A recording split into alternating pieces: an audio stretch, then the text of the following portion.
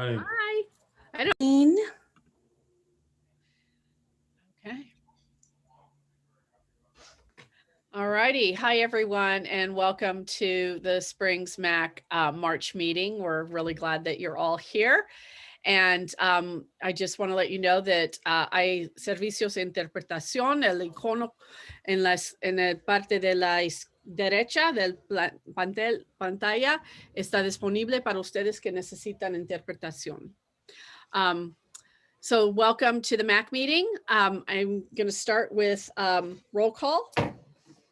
Vice Chair Ray Willett. Here. Thank you. Council Member Avram Goldman. Here. Council Member Iris Lombard. Here. Council Member Mari Carmen Reyes. Thank you. And Council Member John Wheatley. Here. All right, thank you. And welcome to all our guests and to our audience. We're super glad that you could all be here today. We'll start with the Pledge of Allegiance.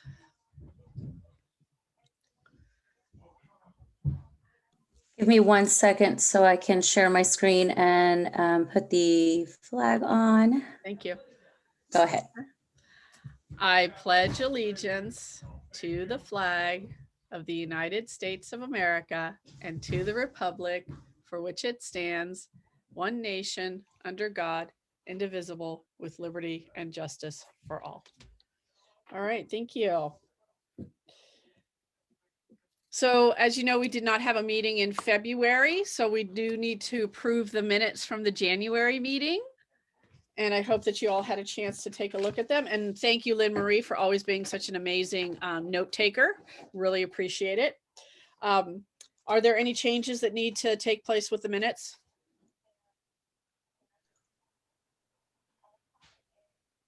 We're all good.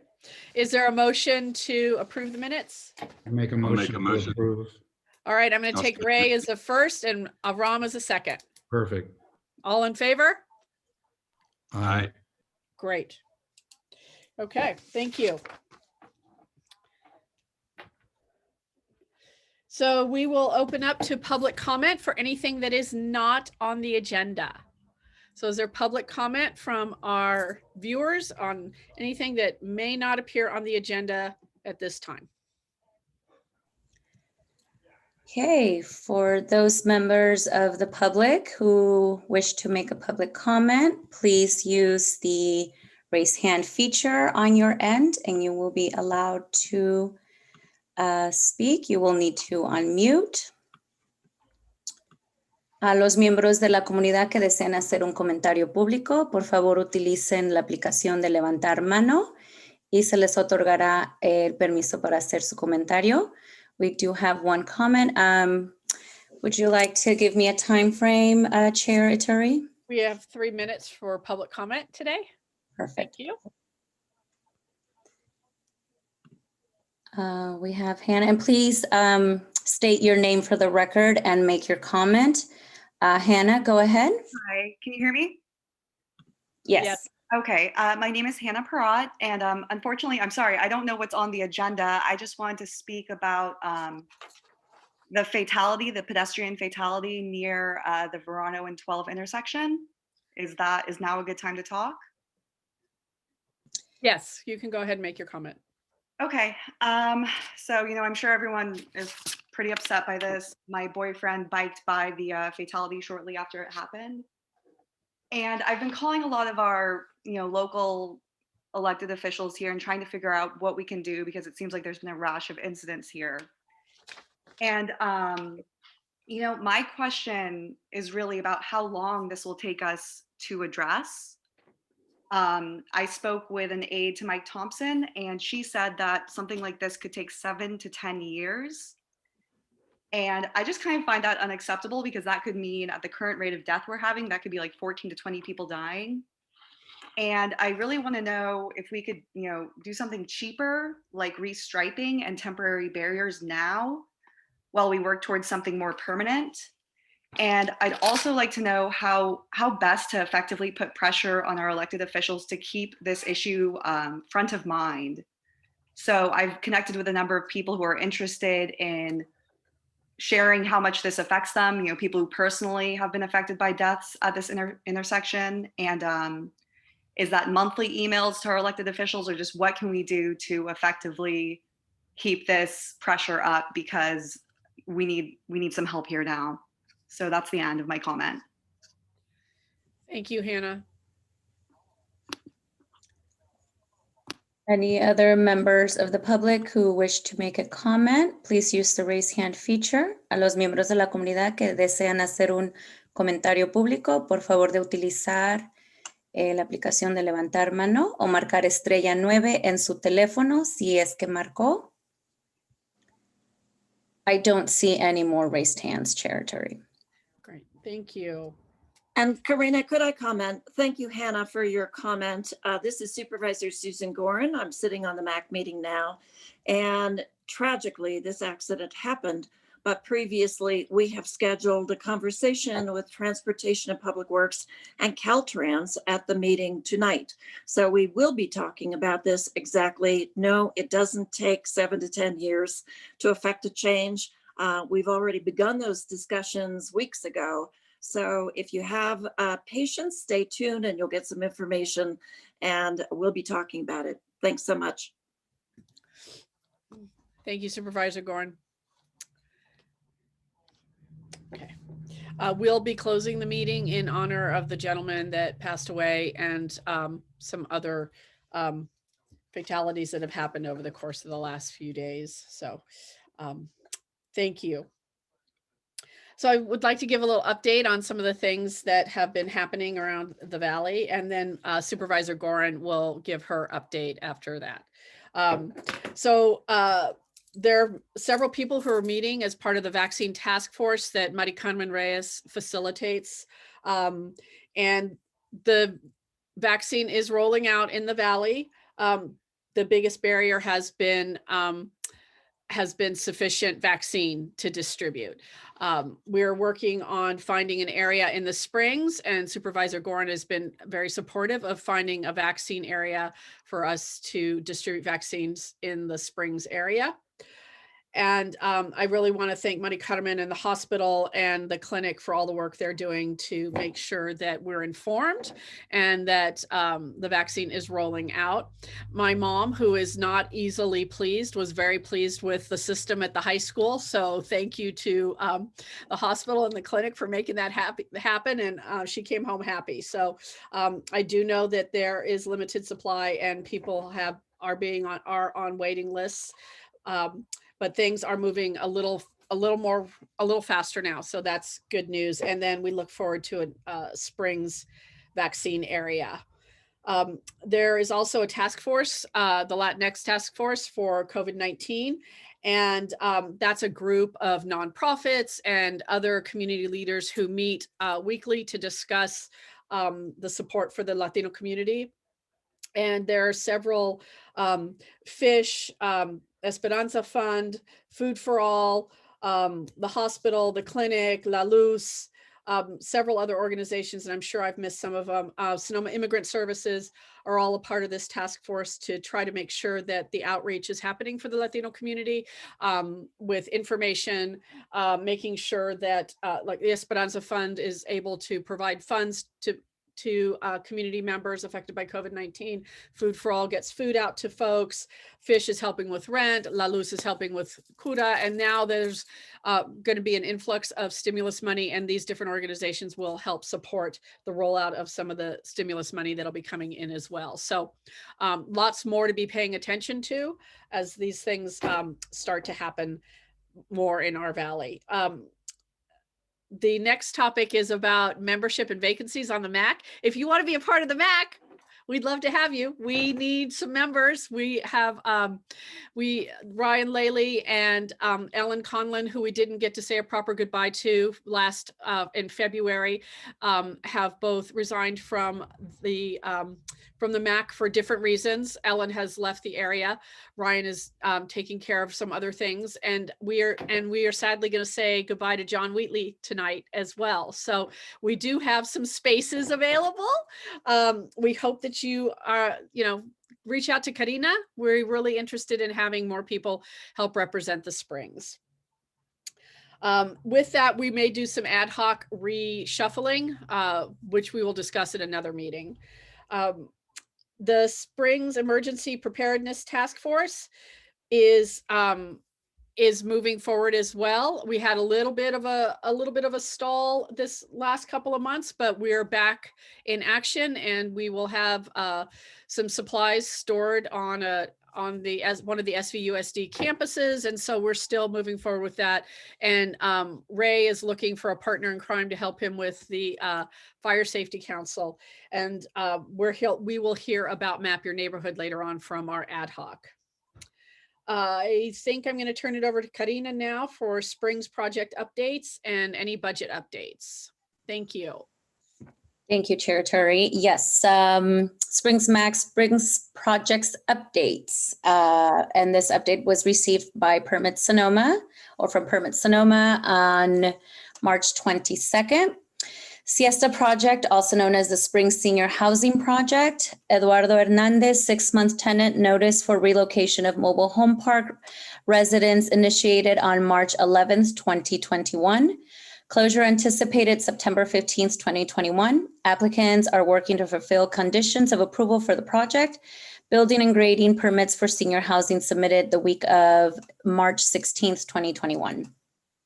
Spring specific plan, TBD. Additional consultant work is required so staff is going to the board in May 2021 for a contract amendment. Consultant is currently working on the transportation analysis, which needs to be updated due to a change in a state law that took effect in 2020. SDC specific plan, community workshops being planned for April and May to support the development of potential alternatives for the site. Additional equity strategies will be put into place to ensure inclusive engagement from a wide range of stakeholders for the site. Domino's, Joshua Miranda project on hold, or per Joshua Miranda, project on hold by applicant after SVCAC voted against project. Applicant may withdraw application. Boys Food Center, Doug Bush, applicants working on conditions of approval. Applicants are preparing for final design review, date to be determined when materials are received. Mid-Penn Housing, Eric Gage, GHG and traffic analysis are under review. Need to final environmental documents and staff report. Scheduling for BOS hearing estimated November, December.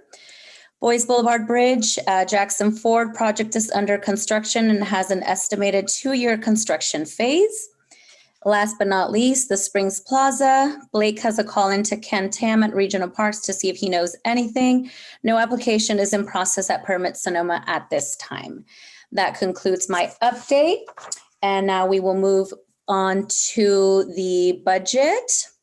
Ram, did you have a question? Yeah, just a clarification. Thank you, Katrina. On the Boys Bridge, you said 2-year project. Well, it's been going on, and maybe Supervisor Gorin can weigh in on this in terms of, I think the last date I heard was summer. And since we've had a very dry, rainy season, I would think. And just hold on to that thought, Avram. The perfect person to comment on that is Director Hoevertz. So stay tuned. Good. Yes, yeah. So yeah, let's hold off on that. And just to clarify, as I said before, I just read off what is provided to me. And I do know that it has been recommended to have Permit Sonoma join a future meeting. And I will now share my screen so we can go over the budget with the January invoices included. The available balance for community projects and ongoing expenses is $3,639.16. And that concludes my entire update. Thank you. Thank you, Karina. Supervisor Gorin, would you like to share any information with us tonight? You're on mute, I think. You'd think I'd learn that by now. It's so great to be here tonight. Thank you all for all that you continue to do as members of the Municipal Advisory Council. Thank you to the members of the community for joining us this evening on some important conversations regarding the paving of our roads, completion of our bridges, traffic safety, and of course, an expression of condolence for the gentleman who lost his life most recently. But we know that that intersection has been having a wide range of accidents over the last couple of years. So we want to talk about that as a community. Just briefly, the board report. Thank you, Maite, for all that you've been doing, you and Mary Carmen and Karina, for the COVID task force and the vaccine task force. I wish we had better news to report that, yay, next week we're going to be awash in vaccines. And no, it's going to take a few more weeks beyond that, despite what our president has said, that we're going to open the floodgates on the vaccines. So we are working on it. The good news is that Sonoma County continues to outperform almost all counties of equal or larger sizes in our distribution of shots in the arms. And we've now been able to start reactivation of the first doses. It just thrills me to see so many comments from folks receiving their first or second doses and wanting to hug their parents that they haven't hugged for over a year. And I'm looking forward to hugging my grandchildren as well. So that's important. And I am so proud to represent a valley that is so connected and so with it to offer services, financial assistance, communication, trying to make the best of the COVID pandemic to ease the concerns and the impacts, and do it so beautifully in a collaborative way. That speaks volumes about the people living in the valley, as well as the close-in geographical nature of the valley. And so I'll continue to advocate for you, but it's pretty easy to advocate for you. I had a very long board meeting today, and a lot of our board meeting was occupied with a report from the Center for Law, Energy, and Environment out of Berkeley. We hired them to do an evaluation of our vegetation management needs, how we get a handle on the entire county that seems to burn every year, and how we move forward in expending some of the PG&E funds. They came out with some excellent suggestions on how we think about this systematically over the next 3 to 10 years, involving a lot of different partners. But the board made the decision that we would try to get $2 to $4 million on the ground with vegetation management projects. And the Sonoma Ecology Center was very effective in advocating for exactly that. So we can expect to see some projects, and hopefully some of those communities that have organized the fire safe councils and developed the community wildfire protection plans will be able to get some of their projects funded. We know there is a fire safe council at the top of Grove Street in the Diamond A area, the Mayacamas area around the fire station in Cavedale Road, as well as St. Helena. So I think we're making some progress, but it's slow going. And stay tuned, because we're interested in workforce development. Omar Paz was on our call today advocating for workforce development and projects that would involve all of our community members across the spectrum. And so I'm excited about that. And I'll end my report. And again, a huge thank you to Maite and Ray and all of you for your work moving forward. And Avram, I know you're interested in the community plaza, so I'm asking about next steps, and we hope to get some things straightened out at the county, and then we'll loop you in, and whoever from the MAC volunteers for that. So there are some exciting things moving forward. One more thing to bring you up to date on, and that is had a conversation with CalTrans, a different CalTrans that may be with us tonight, providing an update on 2 bridge replacements over the next 2 or 3 years. And they will be somewhat disruptive for traffic on Highway 12. The first one is the bridge over Hooker Creek, close to Madrone Road. That's going to prove to be somewhat disruptive in that there is no alternative detour route around that, except Agua Caliente, Arnold Drive, and Madrone. We're trying to minimize the traffic shutdowns in that location. But that bridge is like 100 to 120 years old and absolutely needs to be replaced. The second bridge is north of Kenwood over Sonoma Creek, close to Huff Road. And that is also challenging. There is no alternate route unless you're going over Bennett Valley. So stay tuned. We'll invite CalTrans in to have a conversation with you once we finalize the timeline and to give you more details. But I wanted to put that on your radar. We're trying to really minimize the traffic disruptions, but there will be some, as you might imagine. So thank you so much. Thank you, Supervisor Gorin. We appreciate your time. Okay. So we have Transportation and Public Works with us this evening. And Johannes, I will butcher your last name, so I'm not going to try. But Johannes is here and Janice is here. Johannes is the Director of Transportation and Public Works, and Janice is the Deputy Director of Engineering and Maintenance.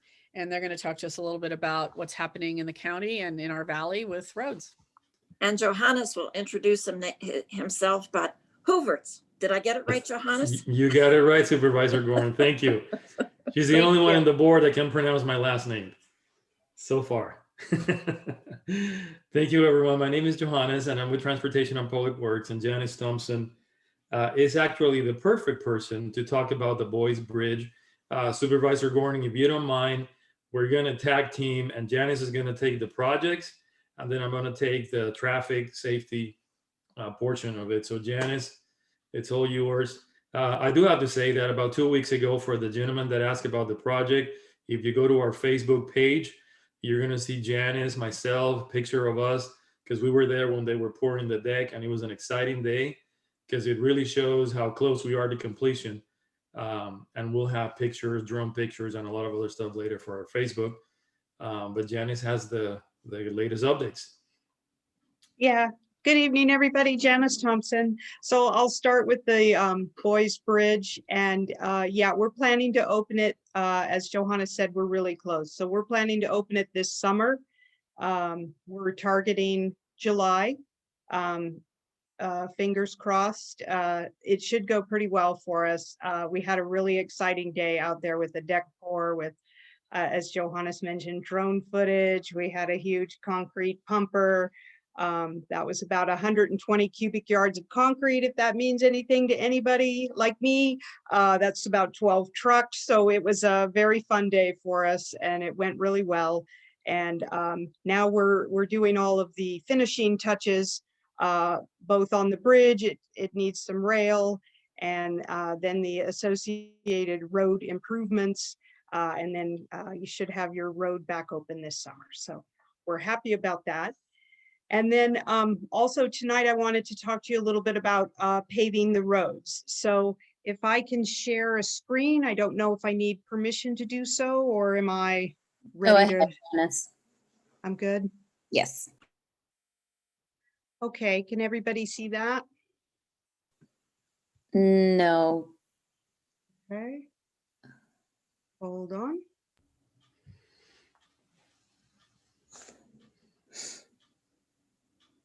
How about now? Yes. It's coming in, yes. There we go. Okay, so just a little overview. But Janice, you might do the full screen view, if you can do that. Slideshow. Yeah, go to slideshow, Janice, on top. I just have to move a little menu here. Okay. Yeah. Okay. There you go. From beginning. There we go. How's that? There you go. Perfect. Okay. Okay, so we have a program that's called the Pavement Preservation Program, and we take a look at it every 2 years. This year, in 2021, we are looking ahead at the 2-year program for the years 2022 and 2023. And we're hoping to head to the board in May for approving the list of roads that are going to be included in this next 2-year program. The program consists of very generous funds from the general fund, from SB1, which stands for Senate Bill 1, that is state monies. And then there are several local fees and taxes, and that all gets rolled up. And this year, our budget for the 2-year program is approximately $34 million. And what that looks like for District 1, Supervisor Gorin's district. Countywide, we have approximately 1,368 miles. District 1 is comprised of 274 miles, which works out to about 20% of the roads being in District 1. 20% of the $34 million budget comes out to $6,700,000. So District 1 is very large geographically. In the north, it's got Franz Valley. We have the Highway 12 corridor, Bennett Valley, Valley of the Moon, the Springs area of Weinberg. So that 6.7 million has to go in a large geographical area. What's coming up for you in 2021? This was approved 2 years ago, and this is a list of roads that we'll be paving this summer. Greger Street, a couple of sections of Hyde, Lawndale, MacArthur, Riverside, and Thompson Avenue. So that is all I had in terms of a formal presentation. Are there any, is now a good time to take questions, or I'll turn it back over?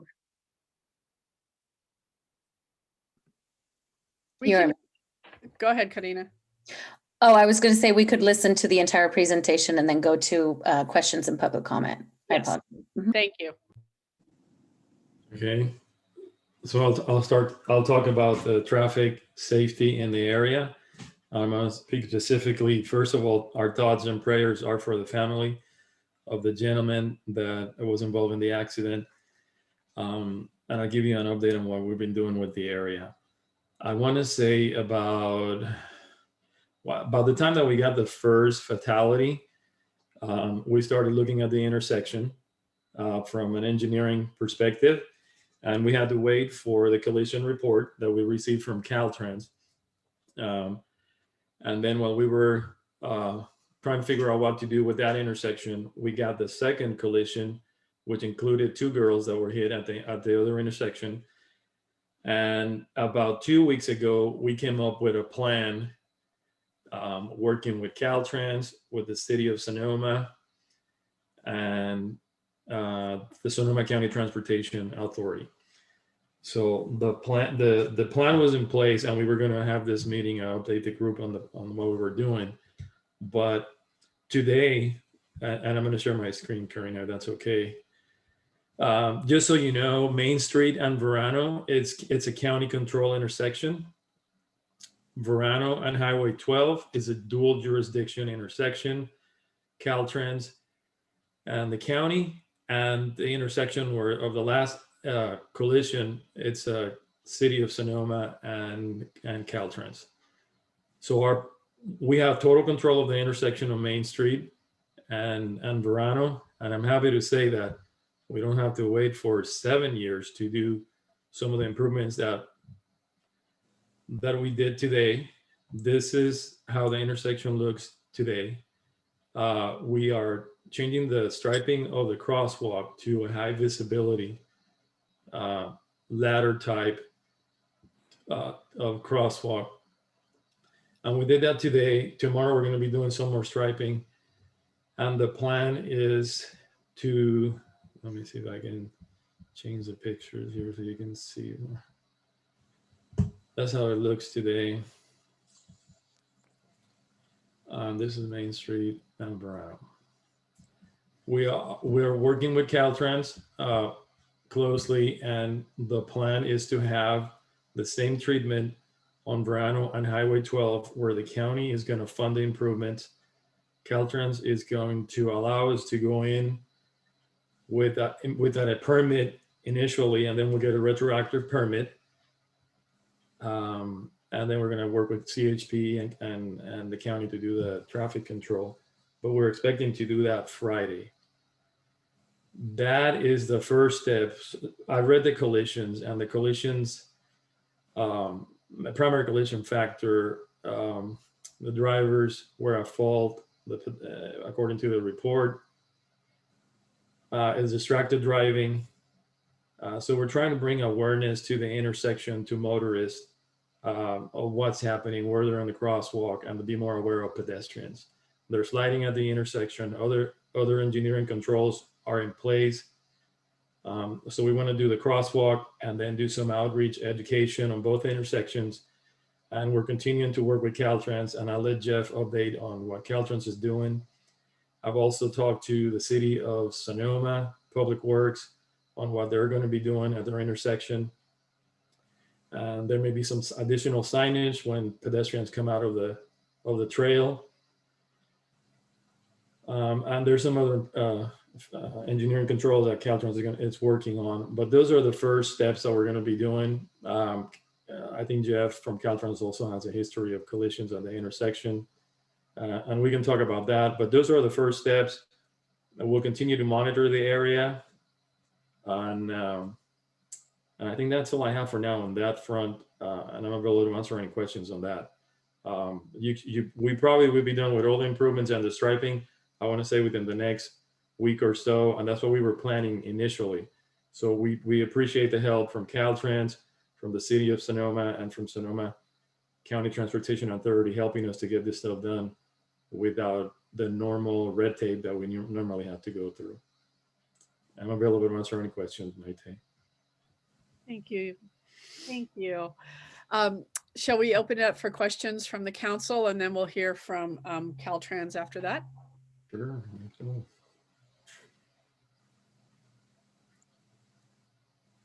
Avram and then Iris. Well, thank you, Johannes and Janice, for the update. Much appreciated. Just a couple of things. Actually, on our council, we've been discussing this almost from the very beginning of the inception of the council, from time to time. And thank you for being here tonight. We've requested that for quite a while now. So thank you for taking the time of your busy schedules. I've got a couple things just on Highway 12. It is a major traffic zone. It's a state highway, people coming through a very heavily residential area. We've made suggestions in the past, and they've only been suggestions. But I think part of the issue, besides driver distraction, is really the speed through the area. I once suggested, this is many meetings back, that probably because of the through traffic, it would be a wonderful thing, and this would have to be in conjunction with CalTrans and the county, is to redirect the traffic from our heavy residential area in the Springs down Madrone or Agua Caliente. I think Madrone would probably be better, down to Arnold Drive, which could handle that much better and is a far less residential area in terms of people walking that particular area. This impacts our Latinx community even more so because there's quite a bit of pedestrian traffic.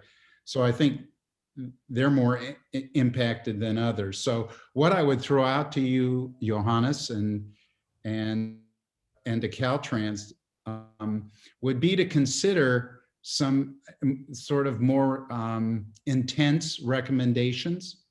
And that would be to look at reduced speed limit, so people would take alternative ways of getting through to Sonoma or onto their destinations throughout the Bay Area. And that's perhaps reducing the speed limit to 20 miles per hour. That may seem kind of radical. And also having a sign redirecting traffic down Madrone to Arnold, where the speed limit is higher, and people going into the city of Sonoma would have an alternate route that would be faster for them and safer for our community. So those would be some things to throw out. They may be impossible to do, but I would certainly like to consider that, because I think when you talk about buyer distraction, if people are moving at 30 or 35 miles an hour versus 20, even if they're distracted, their response time may be better, and we may save a few lives. So that's my input. And if anybody wants to comment on that, please do so. Thank Can you. I answer some of his concerns? Sure, sure, absolutely. Yeah, so if I was going to pinpoint at one point where I thought that we started noticing a lot of aggressive drivers or aggressive type of behavior, I want to say, really clear, I'm thinking it was right after the fires where all the traffic patterns change a lot. We started noticing a lot of aggressive driving and speeding and having issues. We've been working with CHP on these issues. And we always think about the 3 E's of engineering. On traffic: engineering, enforcement, and education. We can work on engineering controls, try to reduce speeds, traffic calming, road diets. We've also, you may be aware, we did a program about 2 years ago. We started with the outreach of Don't Kill, Don't Die, Slow Down Sonoma. Now we have a W2F, Way Too Fast, Slow Down Sonoma, because we see it, right? Janice and I, on Fridays, we read fatality report, and we have the task of figuring out. By the way, they weigh heavy on us every time we have one. We don't like people dying on our roads, so we're trying to figure out what can we do as far as engineers to control that.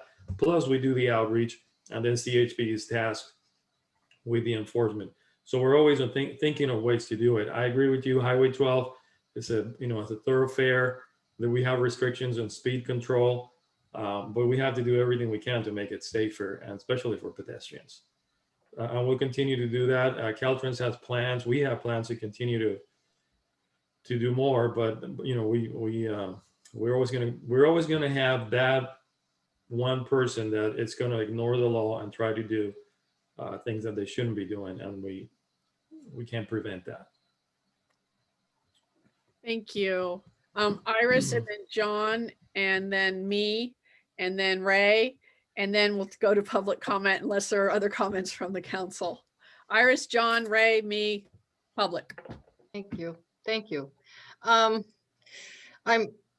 very familiar with Verano and Highway 12. I thought about it for a long time. One thing that I see that would be a fix there for pedestrians, as well as the much enhanced crosswalk area, would be to have a designated light for left turners from Verano Avenue West onto Highway 12. And I realized, and also it realistically should include a left turn designated signal for people turning from the east side of Verano Avenue onto Highway 12. That seems to be less of a hazard for pedestrians. But the problem there when it's busy, and I imagine that you know this, is that people wanting to turn left, especially have to wait for crossing traffic to go and are impatient. And with the Boys Boulevard Bridge closed, there's a lot more traffic needing to turn left onto the highway there. And it leads to people not being as aware as they should have of pedestrians, because the pedestrians are finishing crossing the street. Maybe they started crossing on the red, on the red don't walk. At that time, there's not enough time. It's a wide intersection. And I know that's that's going to need more than just a simple fix, because the the east side of Verano crossing the highway doesn't have room for a left turn lane, a straight ahead lane, and a right turn lane there. The other thing is that and this is like, it's not winter yet, it's not dark there, but when it rains in the winter, the west side of the Verano part there is the lines on the street are pretty much gone. It's a guessing game turning left there, or trying to find the proper lane there in the dark when it's raining. The other thing that I see as a problem is that people, and this pertains to the last accident, the last fatality, which is a ways actually from that intersection. Right.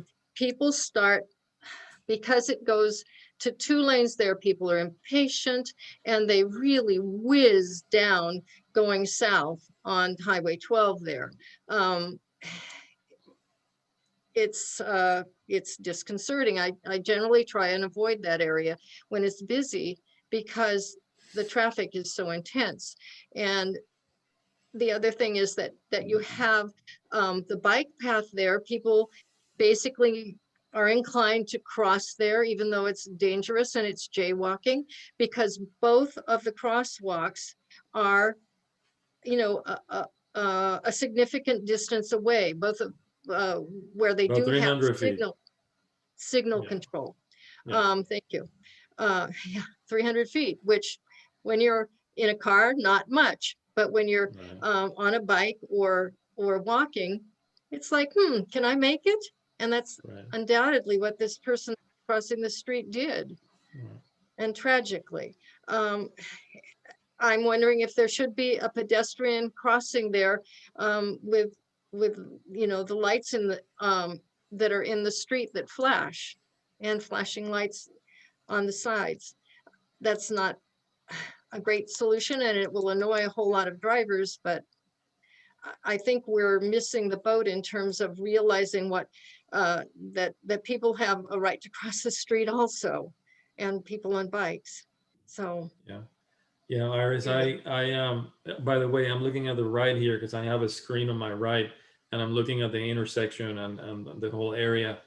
In doing the research and looking at the history for this area, the idea of a crossing across the trail, which on one side is the city of Sonoma and on the other side is county, has been floated around in the past, but because of the geometrics of the road, the curve, it's not a safe place to put a crosswalk, regardless of the lights. It's high speed, there's a curve. So the engineers have shied away from that. I also have to say that CalTrans has a project. They're going to be redoing that intersection, and I'll let Jeff talk about that and give an update. But there's some improvements to the intersection as a whole that will come about on that project. Okay, thank you. Thank you. I have John, Maite, Jeff, I see you, and then we'll go to public unless someone else. John? Thank you. Thank you for being here and giving that presentation. 2 things. On the lighting, I was kind of in Iris's camp on the crosswalks, and maybe there could be a flashing light before the corner that says, pedestrians approaching or crosswalk approaching, or if the crosswalk button gets pushed, the light gets flashed on the turn or something. But I think more could be done there. But Janice, on your presentation, I was also just curious on the funding. How did you determine what street gets paved? How did you pick what got picked? Yeah, that's a great question, John. So TPW isn't solely responsible for picking the roads. We worked with our Board of Supervisors to craft kind of what we called a framework of how we select roads, and it has to do with the higher volume roads, the type of road it is, if it's a collector or a local road, if it connects communities. There was a tourism element, there was a bike lane existence element, transit, there was kind of an overall framework that we initially started with back in 2014. And, you know, we've been slowly making progress. It is sometimes hard to measure, but we really are out there paving your roads. And we are starting to make a difference on those larger, higher volume roads that link communities. And now because we've kind of caught up on that road category, now we're just beginning to be able to widen the program and include other roads on that. We don't have a formal framework, so we work closely with the Board of Supervisors, but TPW isn't responsible for the roads. I will tell you, we have a pavement management system where the roads are inspected every 2 years, and they're given a ranking, a score based on the condition of the road. That's a factor. Public requests are a factor. So it's all kinds of sources. There's not a simple rule that I could tell you about as to how the roads get chosen. Thank you. Thank you. And John, let me just say that the District 1 team really works hard with Janice on choosing the roads. And we have a spreadsheet with numerous pages. Every comment that we receive about the need for paving a road goes on the spreadsheet. And then we make some prioritization looking at the roads that connect other parts of the neighborhoods. Previously, we connected parks and schools, and some of the roads like Riverside is on that, but also the fire stations. And so a lot goes into it, but I've been pretty loud and obnoxious with Janice and saying, yeah, that Rammel Road needs paved, but no, bring that funding into the Springs. We wanna repave the roads that people actually use a lot. Yes, we will have to repave Rammel Road, and Hyde and Burndale and all of the roads out there. But I'm trying to put as much of the funding into the local neighborhood roads as I can possibly get. And just a reminder, thank you all of the voters for approving the reauthorization of Measure M, which was the double D this year. Logan Harvey and I worked on that because we really worked on the expenditure plan and allocated far more of that funding, that revenue, into local roads. So just wait, in 2024, we're gonna go gangbusters. But I would love to have one or two of you work with us to develop a 5 or 6 year plan on what roads we should prioritize in the Sonoma Valley area, knowing that there are other roads in my district. But if any of you want to participate in that, let us know. Yeah, John, this is Johannes. Real quick, it's not, you know, maybe you understood it, but it's a little bit more than just spinning the wheel and figure out roads, right? We have engineering pavement management systems. We have SOCO reported, where we keep track of all the complaints in the county. And then we have the supervisorial districts that get all the complaints. We get all those complaints and we prioritize when we sit down with the supervisor and the Supervisor Gorin and the engineers, and we prioritize and get going on the type of projects. And as you probably imagine, the need is more than the number of projects and funding that we ever have. Oh, yes. I understand that. Actually would not want that task. It can't be a fun one, but I was curious if there was some methodology, and there is. So thank you. So my question has to do with research on mitigation measures that you're taking. So it looks like you're striping the sidewalks.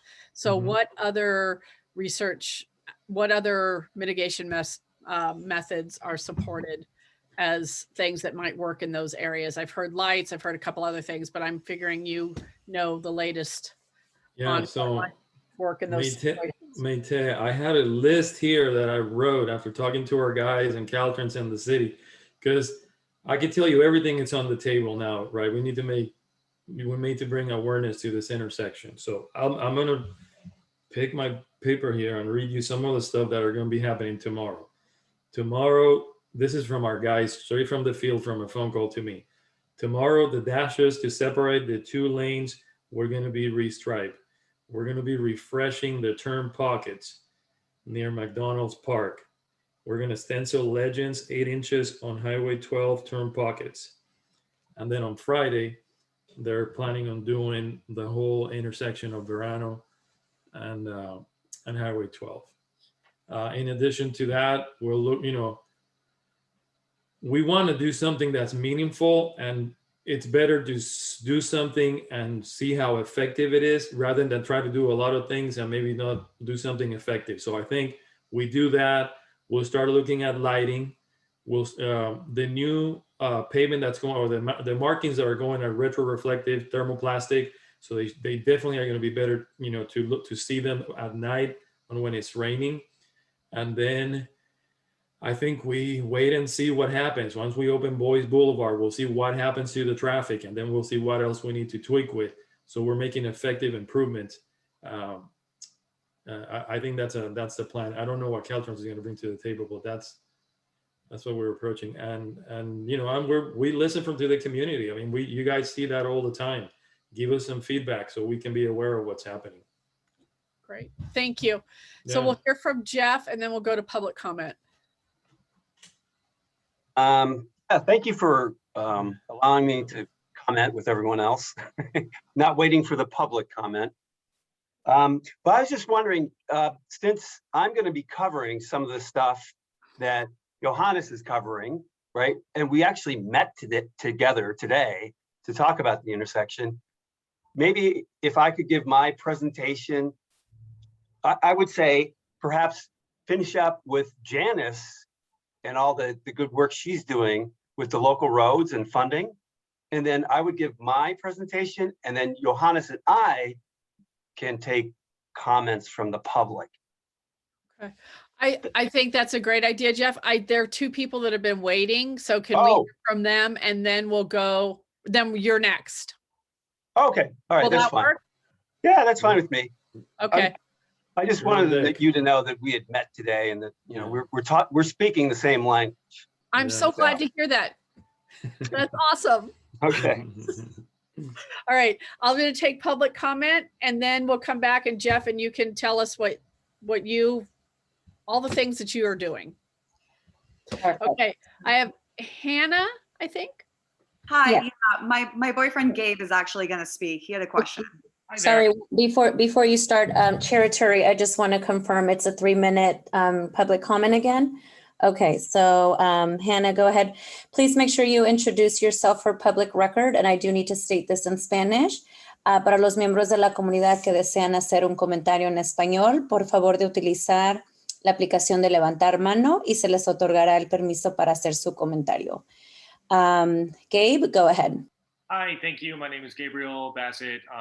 My comment is really just about the road paving issue of the conversation. And I'm just wondering if there's any idea of basically a strategic retreat of some of the roads within the county, because we clearly probably don't have the funding to properly repave all of the roads. So I'm just wondering if there's any kind of idea of maybe turning some of them into gravel. I even think that our street of Orchard Avenue might be a prime candidate for that kind of thought process, considering the fact that it's not a high traffic road, it's not a thoroughfare, it's really only used by residents, and gravel is a much cheaper option for maintenance than paving.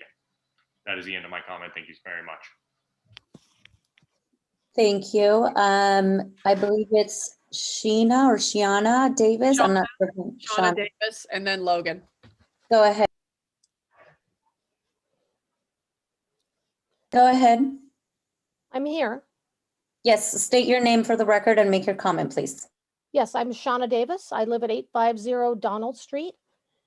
And I have been very concerned about the highway and Verano Avenue for many years. I've lived here 24 years and raised my daughter here. And it's very sad and tragic that we lost several community members due to traffic. But I think we really, as a community with CalTrans, Sonoma County, and the city of Sonoma, really need to re-navigate our intersections at Verano and Highway 12.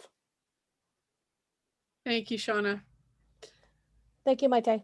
Logan? Go ahead, Logan. Hello, this is Logan. Oh, we lost you, Logan. Can you hear me? Yep, now we're good. Okay, I apologize. Sorry. This is Logan Harvey, Mayor, City of Sonoma. I really appreciate the conversation and just love that we have a Municipal Advisory Commission now in the MAC. It's wonderful. Very excited to see the Measure DG funds come in and very hopeful that they will produce some really good results for our roads, and definitely share the kind of sadness and melancholy over the death of the individual on at the other day on Highway 12. I really do think that there's room for improvement at the crosswalks that are allowed at the end of the bike path. I think adding some lighting to them and really highlighting them would be a great idea. I don't think that a crosswalk at the end of the bike path to Maxwell Village or to Maxwell Park is appropriate. I think it's really dangerous to do that. So I agree with the traffic safety expert there, but maybe some additional signage, something we should look at as a city to try to really discourage people from making that dangerous crossing, because it is certainly tempting and it does end in an awkward way. But I appreciate the work of General Services coming out here and talking to us about it. The other pieces are there's a lot of paths. I think when we talk about future repaving, there's a lot of streets like Denmark Street and Lombard Street, or and Level Valley. I apologize, Denmark and Level Valley here in the city of Sonoma that are county roads that don't really get a lot of use for car traffic, but are really popular cycling and walking paths that I think should be targeted. But definitely we need to look at the springs first and make sure that neighborhoods that have gone long since neglected are getting paved. I'm glad to see West MacArthur or East MacArthur getting pavement. I think that's critical because that's another one of those paths that gets a lot of walking and cycling use. I'm hoping to see more biking safety and more pedestrian safety come about, and restructuring of that intersection is really needed. And I'm excited to hear the presentation from CalTrans. So I've got a lot of comments about Highway 12 from just the entire length of the road perspective. I'd also agree, I think Hannah raised a good point at the beginning that going to a single lane at the Highway 12 Verano intersection is something that should be discussed. I think it would reduce traffic speed a bit through there because cars are always racing to kind of jockey for position as we get to the next light. And those are my comments. Thank you. Thank you, Mayor Harvey. Glad you're here. Thank you.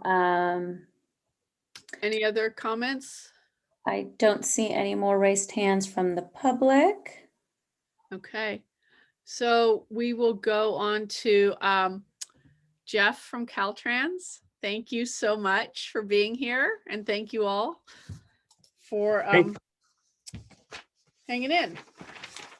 Great, thank you for having me. Last meeting was a much more happy occasion. We talked about putting that left turn arrow at Thompson, but today is unhappy. We've had a tragedy at the intersection, and worse than that, we've had 2 earlier incidents where 2 girls were struck, and then probably I think back in November, someone was struck in the crosswalk.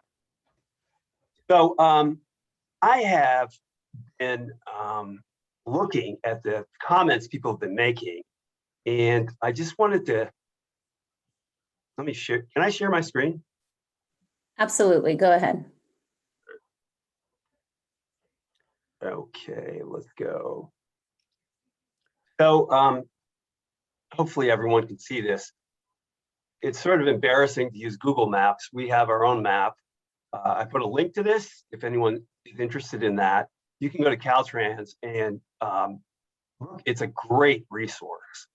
And these maps show right-of-way lines and who owns the land and maintenance agreements. You can get a lot of information. So there's a public link to that, and I put that in the chat because people at this meeting are very sophisticated, and I think they would like to use these kind of tools. That's just my impression. So one of the things, let me go back to the Google map.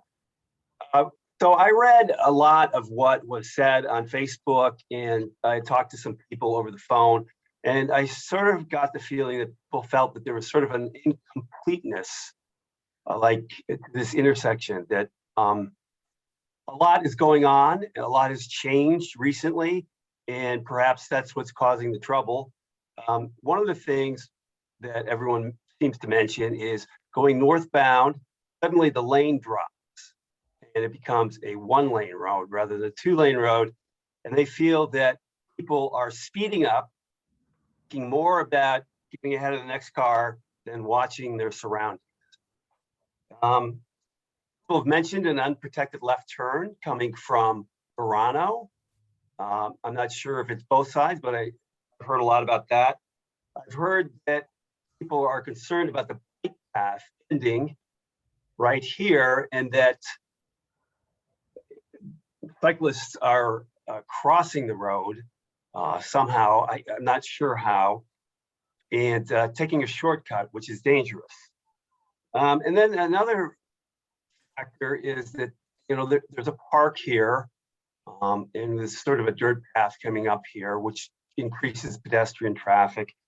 And there's just a lot of stores and businesses. And I don't know if it's always been that way, but it seems like a lot of this is new, and there's a lot of people pulling in and out, and which adds to the traffic load and adds to the visual load of just every driver looking around, people coming and going from places. It's a highway. The advantage of a freeway is everyone's going the same direction, and people come on at the same speed of traffic. A highway, there's limited access, but there's lots of access. People coming in out of Taco Bell, coming from the stores, going to the park. So you get the picture on that. So in the last 3 years, there's been about 16 accidents involving pedestrians, 9 of them injury accidents. That's not including the latest one. Another thing that I've heard is the closure of the Boys Boulevard Bridge may be increasing the traffic in this location. So I met with Johannes today, along with 2 of our traffic engineers, and some of the things that, well, first of all, I had also heard that people were saying, well, there's too many cooks in this area. There's the city of Sonoma, there's CalTrans, and there's the county. But actually, that hasn't been a problem. We worked really well. I mean, Johannes was great today. He called us up, and he was already putting crosswalks down over here, and he said, hey, why don't we just come over here and do it? I mean, he was on the ball, and you know, thinking that, you know, why not just get it all done right now? And I was happy that CalTrans was able to come to a meeting at the last minute, and we're going to repaint these crosswalks. What we have here is just channels, parallel lines. Instead, we're going to put ladders. It's just what it looks like. It looks like a ladder paint, and it's much more high visibility. Some of the other suggestions we have for the area might be to put in single phase lights, and Johannes will have to explain that. I'm not sure I understand that, Johannes. And then another thought would be, you've seen these around where they're prominent in San Francisco and other places where there's a lot of pedestrian traffic, where the pedestrian light illuminates before the green light for the cars illuminate. So the pedestrians get a head start, and that allows them to be into the intersection and visible before traffic starts. And then there's some ideas about enhanced lighting as well. Those are some of the things we're looking at. And of course, we have a meeting coming up. I'm not sure what day we selected, but Karina was scheduling it with Supervisor Gorin, and we're going to talk about that. CalTrans and Supervisor Gorin, who's at this meeting, we're going to talk about what happened and what we can do to lessen the impacts of this intersection. And the other thing I want to mention is, you know, we're looking at all ways of making it safer. You know, anytime someone is injured or, God, you know, a fatality in the intersection, we're always looking at ways to prevent it. It doesn't matter if, you know, everything is on the table to make it safer. We're not going to, if someone's crossing over here, like we've seen, you know, even though they're doing something illegal, we don't want them to. And we'll try and put signs up perhaps to keep them from doing that. So even if people are not obeying the letter of the law, we want to make the intersection safe. We want to anticipate what people might do and keep them from doing it as well. So yes, that's all I have. I would thank you for having me, and if you have any questions, I'm here to answer them. Thank you. We'll take questions from the council, and I know that we have Chief Rodriguez here as well, and Deputy Williams too. So we'll start with the council, and then I think I see Ray and then Iris. Is that Ray and Iris? I believe Supervisor Gorin raised her hand first. I'm sorry. Okay. Supervisor Gorin, do you want to start, and then we'll go to Ray and Iris? Thank you. And I'm anxious to hear the comments and the questions from the MAC and from the public on this. I totally understand the frustration from the community. We've had a lot of accidents, a lot of interactions. I've been a pedestrian at that intersection. I've also been a cyclist and a driver at that intersection. And I made a commitment to work with the city and Logan and CalTrans and TPW on the speed of the traffic on Verano for both directions. And I guess I would, and I'm not expecting answers yet, because I think we need to explore ideas on how to calm the traffic, but I've heard nothing but comments from the neighbors along Verano about the speed of traffic coming from the city headed to the west to Highway 12. And I also think that it's, I would love for the entities to look at the lane alignments because it is very confusing. It will help to stripe the lanes, but I've been in the situation where the sun hits you right in the eyes, either direction at certain times of day. You can't see the lanes. And so I think it's appropriate to think about ways that we can think about West Verano. Is there a way to more completely separate the west and the eastbound traffic? We'll have more traffic when the hotel and the housing project opens up. And so and improvements to the park. And so I guess those are my thoughts for the future. I'm absolutely welcoming every comment about what we could do right now. But I guess I have a question for Johannes and Jeff regarding the timing of the lights. I'm concerned about pedestrians at this intersection not having appropriate time to cross the road. Is there a way that we can delay and give pedestrians a total crossing there, or a stop all traffic while pedestrians cross? Because I agree with the community, it is a freeway there as you ramp up to drive past the Palms Grill, what used to be the Palms Grill. And I'm looking at the realignment, the alignment of the roads on the overhead. Is there a way that we can consider straightening Verano a little bit by taking some of the land from the McDonald's park, which doesn't seem to be a very effective park? So those are my ideas, and don't answer me now. I want to hear from the MAC members, but I want to tell the community and the MAC, I really think that this intersection needs some major thought process. So thank you so much. Thank you, Supervisor Gorin. I will go, we have Ray, Iris, and then Avram.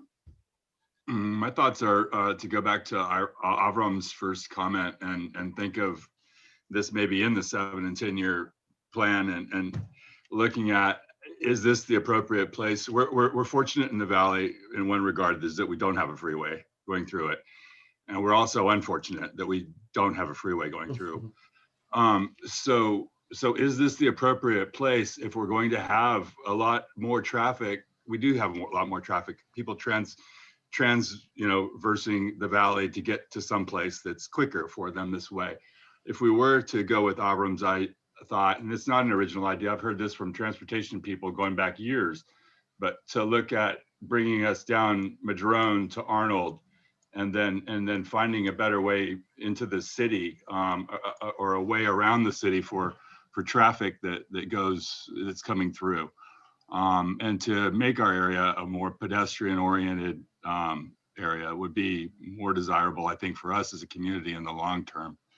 But before we do that, there is a gap in our sidewalks. When we look at the pedestrian traffic coming from the city, we get a lot of people coming out the bike path, and then from the north coming down, we stop at about Encinitas Lane. We don't have any sidewalks on Highway 12 from there to the south.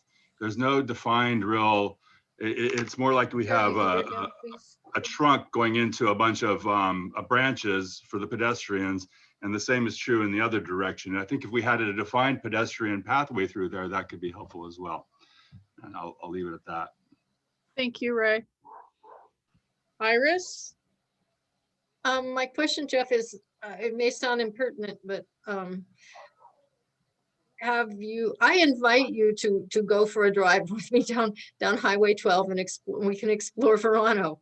I imagine somebody else on the MAC might like to go on that ride with you, so that you can see how intense the traffic gets and the obstacles from the point of view of a driver in a 3 o'clock in the afternoon, 3:30.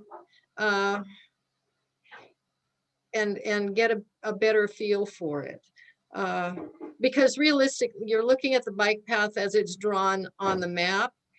The bike path, it's not really clear that the bike path is supposed to go up to Verano. As Johannes said, it's 300 feet, yards, feet, to Verano and 12. And then you go back, and then you cross over. And there's actually at this point not a great link to another bike path, for a bike path through there. So it's kind of a free for all there. And it feels like a free for all when you're in that intersection at various times. So, and I don't know where you're located actually. Well, I'm located in San Francisco because I'm working from home, but our office is in Oakland. And well, we are going to go out there and look at the intersection. I can my email on this on the chat, and we can talk later about maybe going out there and meeting up and looking at the traffic. But the people who understand these things more than I do, they're going to be out there looking at the intersection and trying to determine, what's going on and how they can make it safer. And they impressed me today with their suggestions. I put a link in there to what was it? A streets blog and how we design these things, and and how you can do traffic calming, slow down traffic. Mm-hmm. But you articulated a lot of the things that were concerns for the public when we first spoke, and so I have passed those on because a lot of them were the same things that I had written down, and our engineers are aware of those, and those are things that they're looking at. And from those problems that I read and heard from you, I passed them on to the engineers, and that's something they're working on. We live in an area that you know, really started out as rural, and probably some of these roads started out as horse trails or just people walking, cart, you know. And we're, you know, we have this interface of a car-dominated society meeting up with what was a rural and you know, just a little town, and it creates many problems for traffic and pedestrians and the interface there and bicyclists. So it's not like I don't get the problem. I feel like I do, but I don't, and you know, how do we fix this so it works for everyone involved? It doesn't drive car drivers crazy, but provides protection for pedestrians and bicyclists, which we're trying to encourage in the Springs and all over as part of concern over global warming. Right. Well, I mean, the word I was searching for was complete streets. I put a link to that. It's not just a CalTrans program, but it's across the nation where we're trying to, you know, get away from a car-dominated society. And so those are things that we're working on. Yeah, and I agree that this is, you know, it could have been a horse and buggy trail at one point, and now it's a major thoroughfare, but it's really not built to hold that many cars, nor do people want that many cars going through there. And so there's the ways that we have to work around that and see if we can come to the best solution. I mean, that's something we're going to be looking at, how to get people to slow down. And, you know, I guess what we're trying to say is we're not just dealing with the concrete and the capacity and these other things. We're also trying to deal with the mentality of drivers and cyclists. You know, what are they likely to do? How do these two things interact? And how can we slow people down so that they won't interfere with the other people who are not in a vehicle, right? And so there's a sort of mentality that's really kind of come to bear over the last 10 or 15 years, where we're trying to get into people's heads and say, if we build it this way, what is likely? What will people do? I mean, for like the lane drop, everyone knows people are going to tend to race ahead. You know, how do we mitigate that? You know, we know what people do in these situations. It's not good enough to just say that, you know, you're not supposed to do that. We're trying to design something that will work and prevent people from doing some of the things that they're likely to do if they're in a hurry or not paying attention. Thank you, Jeff. We'll go to Avram, Johannes, and then we'll go to public. Okay, excellent. I enjoyed listening to everybody's comments. And I guess I want an answer to what I'm going to suggest. I mean, our immediate issue is Verano and Highway 12. And of course, we need to pay attention to that. And everybody seems to be jumping on board and doing everything they can on an immediate basis, and then discussing sort of long-term options. I just hope that more people aren't injured or killed at that intersection. And I appreciate everybody jumping into this, but I think we're missing sort of the point. I think we need a holistic approach to the Springs, not just sort of dealing with one little problem here and another problem over here and another problem over there, which is kind of a piecemeal solution. And it's a reactive solution. In other words, oh, something's happened and now we've got to do something about it. I think we have to be proactive. And I know some of these things take just forever to get going. I mean, we waited 30 years in the Springs to get sidewalks. If we have a traffic plan, I don't think we can wait 30 years. I think we really have to move the wheels of government a little bit faster. So when I mean a holistic approach, I mean, we talked about traffic flow and traffic calming. That's been a really wonderful expression. And there are ways of doing that. You know, we've suggested rerouting traffic to a better thoroughfare where traffic moves more freely, which is down Arnold Drive. Well, it's certainly possible for the state, and correct me if I'm wrong, Jeff, to put a sign, you know, Highway 12, you know, this way to Sonoma, and go down Madrone, which is a very wide road, if you've ever been down it, Jeff, and then go that way, or go down Agua Caliente to the roundabout, but just get traffic off the most congested parts of Highway 12. Another way of doing it, we talked about reducing the speed limit. I don't know, I'm sure there are regulations on reducing the speed limit, but if you get it down to 20 or 25 miles per hour, have some more crosswalks that desperately need to be created because people are constantly going from one side of Highway 12 to another.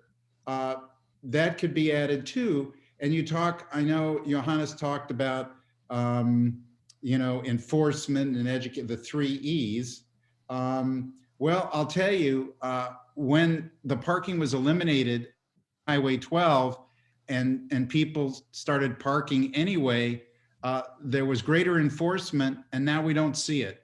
We don't see people parking on Highway 12. Right. And so my suggestions are the holistic approach, because we're going to get increased traffic. We have 2 major housing projects on the docket. We have a hotel project. We are going to probably be increasing traffic on Highway 12, maybe as much as 20%, maybe even more. And as Iris suggested, try going down Highway 12 at 8 in the morning, or 3:30 in the afternoon till 6:30, or 7 in the afternoon, and it's really congestion. It's like backup on a freeway. So I think we need a holistic approach. And I think that's going to include the city, the county, and Highway 12. My other suggestion would be to appoint somebody from a citizen person from the city of Sonoma, maybe someone from the Springs, whether it be a member of the Springs Council. We need to approach this as a holistic solution, not piecemeal. So I'd like to hear from Johannes and Jeff on that. Thank you, Avram. Johannes, you had your hand up, and then we'll go to public comment. Thank you, Mayte. I'm gonna wrap it up in a minute and a half. But Avram, that's a good segue on what I wanted to address, and it's also raised comments. Is those are good suggestions.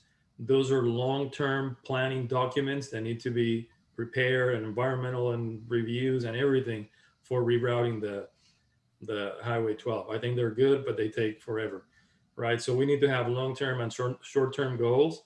The short-term goals is to address what we have now. And I know Supervisor Gorin asked me not to, but I can't leave her hanging. So I got to say that we're working with the engineers, and we are looking at pedestrian signal timing. One of the biggest problems that we have with traffic is humans. So we have to have a balance where we give more time to pedestrians, then motorists become impatient and they try to either run a red light or, you know, they get really impatient. So that's what Jeff kind of referred. We're going to be tweaking, CalTrans engineers are going to be tweaking with the timing of the pedestrian and the signal to give more time to the pedestrian to safely cross the crosswalk. So everything is on the table. We're looking at everything. Avram, I think I cover everything on that end. We are working with the city of Sonoma, with the county. We have a holistic approach to intersections in the county, and we have been partnering with the city of Sonoma on some of those projects, including signage and safety. So we have that in place. Some of the issues that you're talking include some planning documents where we need to involve PRMD and have general plans and other issues that transportation and public work is not part of, but we're almost willing, we're always willing to participate on that. So we have the plans, they all need to come together, and we are, from my perspective, we're all working well to get this stuff done. Thank you, Johannes. So I don't want to mispronounce this, but I'm going to Rishi. It's next, Hannah, and then Logan. Chair Iturri, if I may, just a quick reminder in Spanish to those members of the public.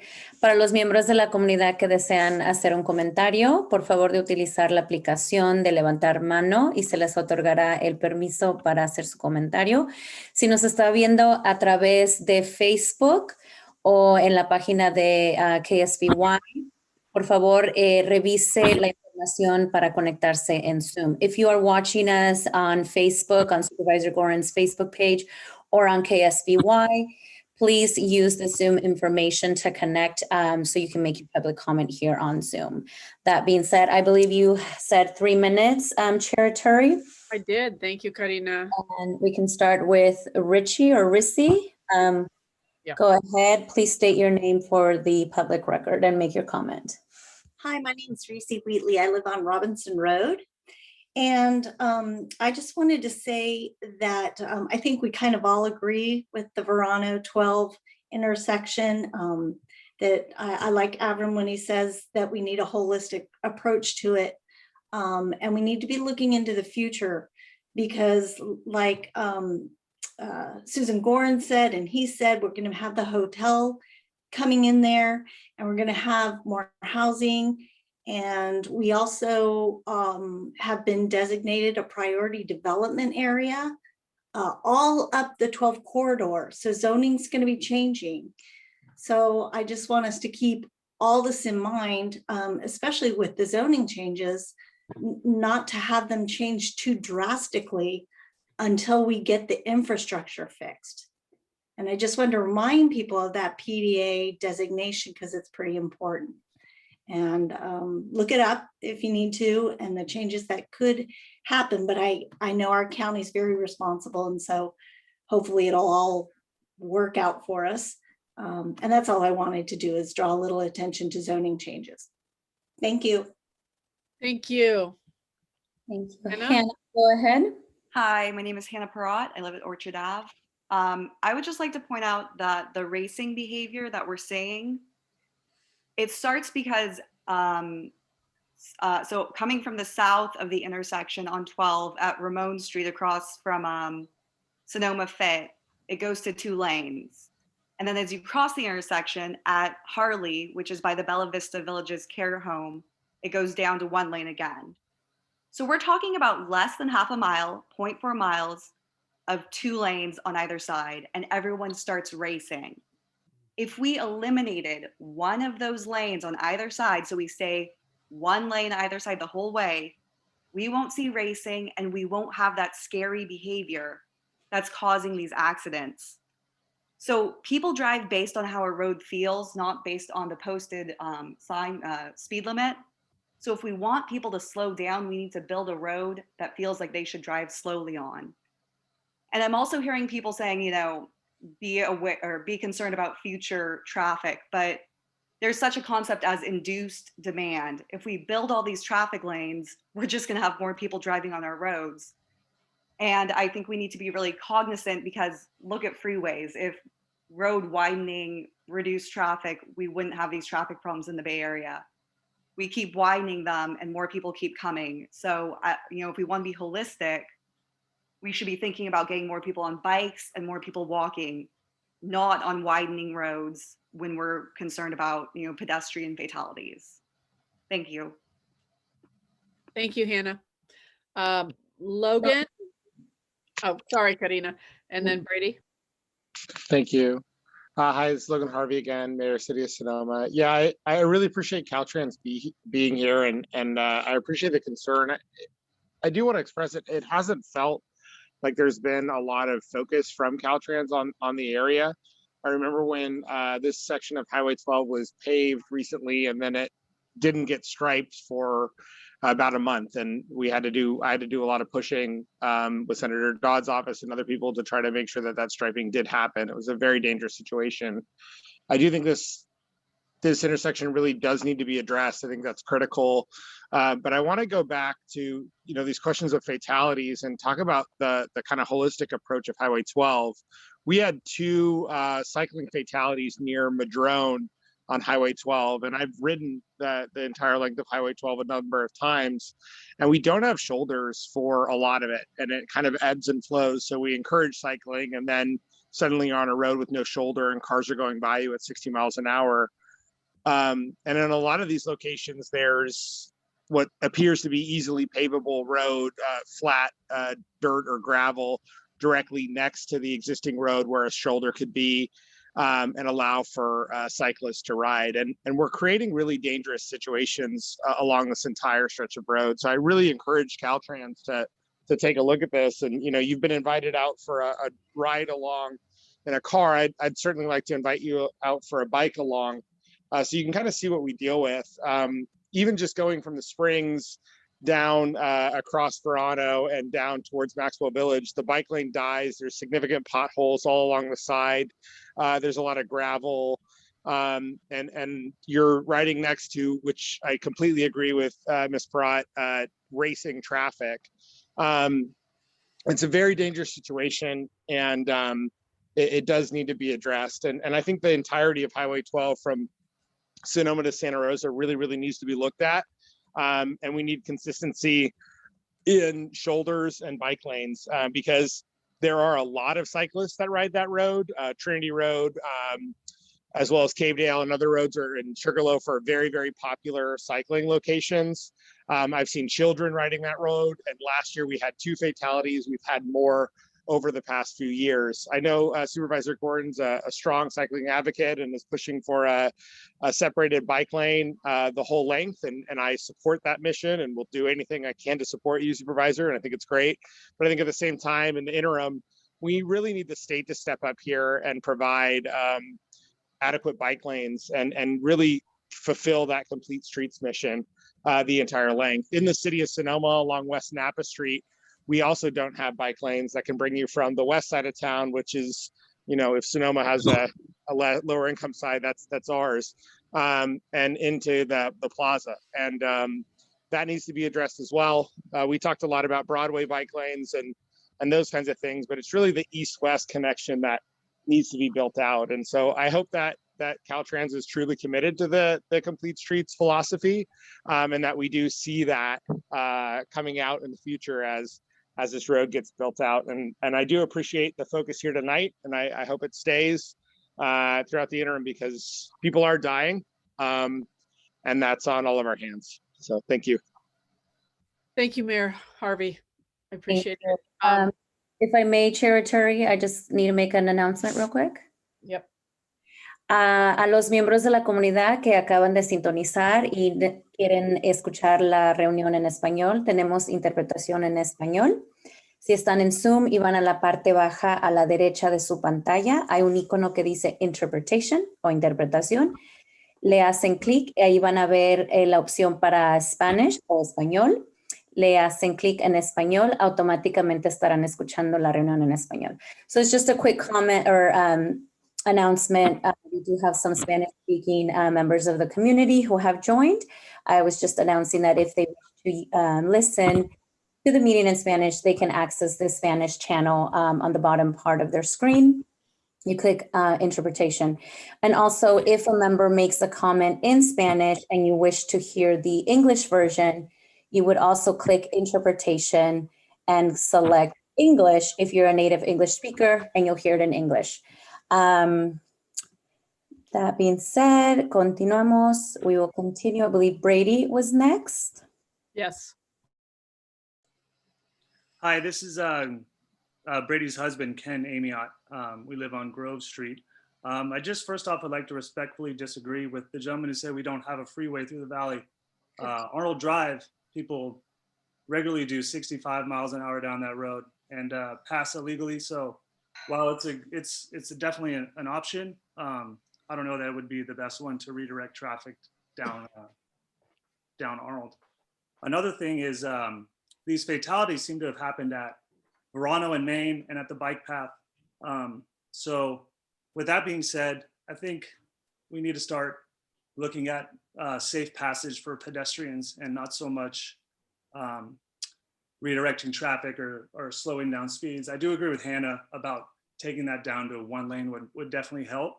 But I think the city and the county need to work together in order to have safe passage for pedestrians and cyclists going from the bike path into the park and from Verano, or I'm sorry, the Spring side into Maxwell Park. Whether that's lighted crosswalks, I've heard pedestrian overpass that had a lot of support on next door. I understand that's very expensive, but with automobile bridges being funded, maybe we could find some money for that in the future. But thank you, everybody, and hopefully we could get this issue resolved. Thank you. Shauna?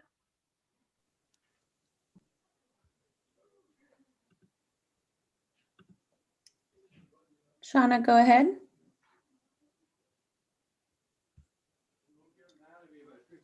Okay. Looks like they are not available. Maribel, adelante. Maribel, go ahead.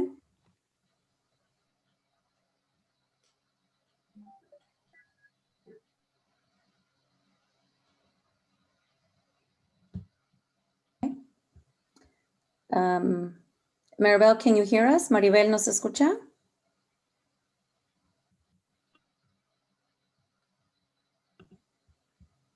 Okay, I don't see any other raised hands. In the, wait, let me double check.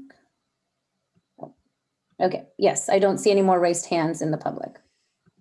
Is Shauna still? Okay, great. Thank you. Okay.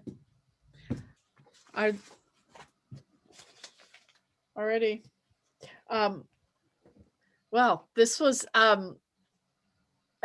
it was a popular topic this evening, so this has been one of the best attended meetings we've had in a long time. So thank you all for being here. There's a lot there are some very passionate opinions about what we should do in this valley with our traffic. And Iris, I appreciate your invitation to our to folks to come and drive through the streets here and see what it is like, particularly on Highway 12. I know the chief is here. I don't know if you have anything that you want to say, Chief Rodriguez, before we close this topic. Good evening, everyone. Thank you for having me. No, we obviously we're very concerned too for the safety of our pedestrians crossing, and we do have a you know, somebody said that we don't have safe crossing, but it's a crosswalk at the intersection where you cross into Maxwell. As you come into the bike path, there is signage saying that, you know, in order to cross safely, you have to use the crosswalk, and it points you into that direction. So you could either use either direction, the crosswalk that takes you to Maxwell Village or the crosswalk that takes you all the way to Verano. Unfortunately, in this incident where this gentleman unfortunately was killed on Monday, it appears that he ended up not following those directions and attempted to cross on his own, not using a crosswalk. And at this time, I still don't know. I'm not in Sonoma. I'm not in Sonoma County.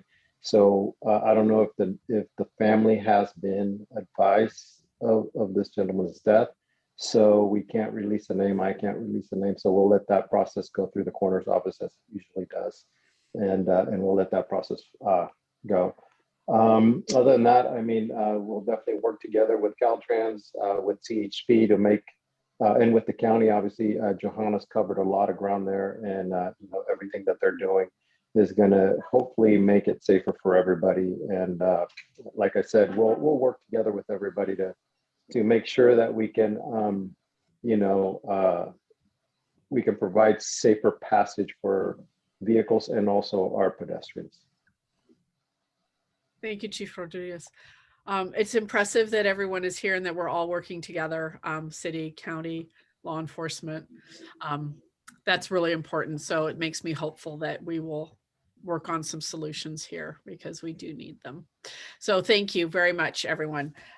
We have our ad hoc updates, And I'm so sorry. We also have Sergeant Williams on. I don't know if he wishes to make oh, sorry. There he is. I was blacked out. I'm so sorry. Yeah, I'm working sorry. patrol still. So. Yeah, no, I don't have any comments. You guys have great ideas. It's really good to see the community come together like that. And we're there at the substation anytime you need us. And yeah, it's really good to hear all the ideas and the solutions to the problems that we have. So I thank you for inviting me. Thank you. I'm sorry about that. All right, we'll move on to our ad hoc updates, and we'll start with Map Your Neighborhood. Dana, thank you for hanging in.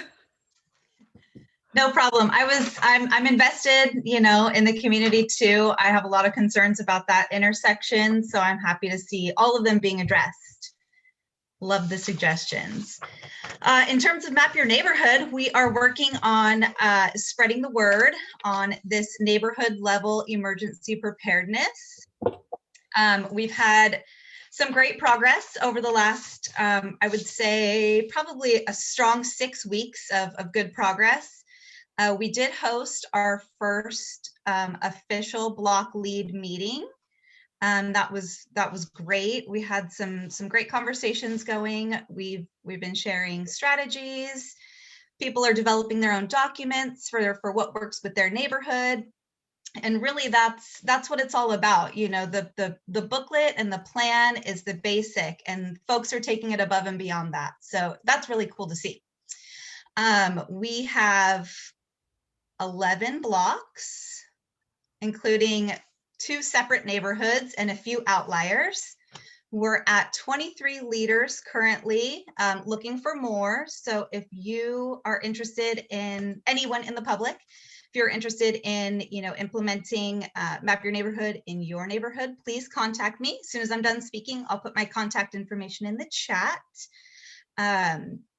We are doing, for the next few weeks, I have some informational meetings and block leader training scheduled via Zoom on Monday evenings.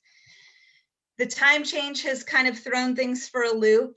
So I think we'll be kind of getting those on a little later. Right now they're scheduled for 6 p.m.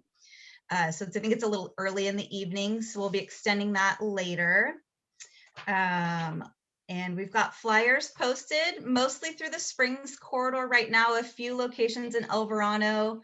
I'll be doing this Friday, I'll be reaching out to more of the apartment and condo complexes along Agua Caliente to kind of spread the word through there. If you have any other suggestions of places I can that welcome flyers, I'd be happy to take those suggestions. And yeah, we're doing good. We're moving forward. Great. Thank you so much. And thank you to Iris and Mari Carmen for all your work on making this happen, and having Dana along to help move it forward has been wonderful. So thank you all. I know how much hard work you've put into making this all work. Do you have any comments, Iris or Mari Carmen, before we move on to the next ad hoc? Okay, thank you both. Thank you all. Thank you, Dana. Fire Safe Council, Ray. Yeah, I've been kind of just following along on what's happening with the county. Today there was a meeting with Susan Gorin was obviously there. They were looking at the vegetation management and the PG&E money and how that might relate to fire safe councils. And there's some other things that I think we should consider. That's why I think we need to get some more people. Sorry to see John leaving. But I'll need some more help and some more advice on this. There's other options too. Lisa Warner from the Maya Camas Fire Safe Council wanted to talk to me about FireWise community, and that may be another option for us as well. So I think we're in a regrouping moment or regrouping time right now through the spring, and hopefully we can move forward soon. Thank you, Ray. John, did you want to say something? Yeah, I may be leaving off this board for, to do some more cause with some nonprofits. But Ray, I still plan on being on this Fire Safe Council as a participant. Excellent. So I'm not leaving you hanging on that. I'm glad to hear that. Good to hear. Yep. Yeah. Okay. Thank you, John. Good news. Well, we're not going to lose you altogether. That's awesome. Avram, would you like to share anything that's with the plaza? Sure, I'd love to. We will certainly miss Ellen, both for her intellect, her historical perspective on the plaza project, and all the work she's put in over the years. But my update today is really on sort of what's left in those former redevelopment monies that were allocated for the sidewalks and for other projects, including the plaza. So I'd like to bring the committee up to date on that. After the project was finished, the sidewalks, there was approximately about $2 million left in the funds. Between that time, in 2017, and now another $549,000 was spent in 2018 for some type of construction. We're really not sure, and maybe either Susan Gorin or somebody in the county can sort of update us on what those projects were. Another $40,000 was spent in 2019, and then $69,000 was spent of that money. We weren't able to get exactly what those were spent on, but bottom line, there's about $1.5 million left in that fund. From my understanding, if those at some point, that group of funds will end, meaning at some point, somebody's going to say, okay, we're all finished.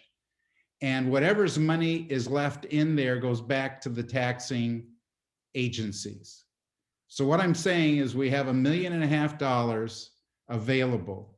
And I'm hopeful, Susan, you mentioned something earlier tonight, that you've got some good news for me on the plaza and getting things in action. Because if we don't get things in action, that money will eventually disappear. And God knows when we get a plaza after that. But we've got to begin that project. And if we don't, like I say, we may never get it. So whatever Supervisor Gorin can do to facilitate that would be much appreciated. And that's my update for tonight. You're muted, Maite. Thank you, Avram. It kind of goes with what we've been saying about this holistic approach to the Springs, is to be able to have this plaza and this center and make it a much more walkable space. So I don't want to lose this opportunity in this moment either. So thank you. Yeah, for the only thing I would say to all the comments about, and Johannes's comment about the long range possibility, I hope we don't have to wait 30 years for the holistic plan, because I'm not going to be here to enjoy it. Neither am I, Avram. So if you can speed it up, like make it 15 maybe, or if you could do it in 5, that'd be even better. We'll take that. 5 years, I think we've got a good shot of being here. So not to be facetious, but we've got to get government to sort of cut the red tape, and let's get going. Yeah. All right. Thank you. So we have, I see a hand raised. Do we have a public, should we take a public comment here, and then we'll move to community announcements. Okay, here we go.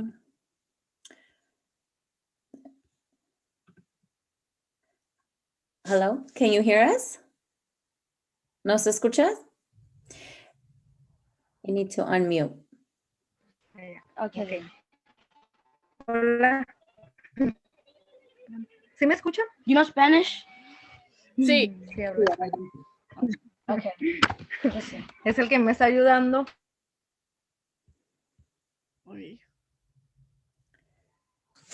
Se congeló su pantalla. And it looks like they're having technical difficulties. Así nos en los peatones. ¿Puede empezar otra vez? Se cortó su conexión. Ok. que he visto yo en la iglesia que está un peatón y hay luces. Y cuando las luces prenden, pues los que vamos manejando, pues vamos enfrenando poco a poquito, porque las luces prenden, es señal que alguien está cruzando.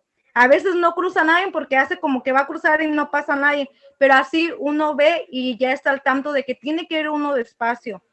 Y he visto en varios peatones que hay que están muy oscuros y no se ve cuando cruza la gente. I'm happy to translate, Chair Iturri. Sure, go right ahead. Muchísimas gracias, señora, por su comentario.